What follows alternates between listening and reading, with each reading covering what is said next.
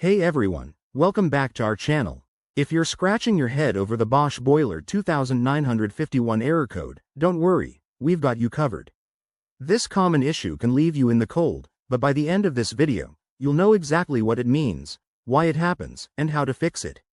Let's dive right in. First off, what does the 2951 error code actually mean? On your Bosch boiler, this code typically signals a problem with the ignition system or a flame failure. It might pop up if the boiler can't detect a flame when it's trying to fire up, which is super common in older units or after a power outage.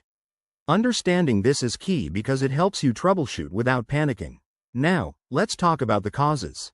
The most frequent culprits include a dirty burner that blocks the flame, a faulty igniter that isn't sparking properly, issues with the gas supply like low pressure, or even electrical glitches from a tripped circuit. In 2025 models, we've seen this error linked to sensor malfunctions due to wear and tear, so regular maintenance is your best defense. Alright, time for the solutions. Let's get practical. Start by checking your gas supply. Ensure the valve is fully open and there's no leak. Next, turn off the boiler, wait a few minutes, and reset it by flipping the power switch. If that doesn't work, inspect the burner for any visible dirt or debris and clean it gently with a soft brush. Always wear gloves for safety. For more advanced fixes, like replacing the igniter, it's best to call a certified technician to avoid any risks. Remember, if you're dealing with gas, safety first.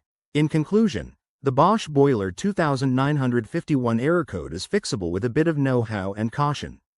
By addressing the root causes quickly, you can prevent future headaches and keep your home cozy. If this video helped, give it a thumbs up and subscribe for more home repair tips. Got questions? Drop them in the comments below. I'll see you in the next one.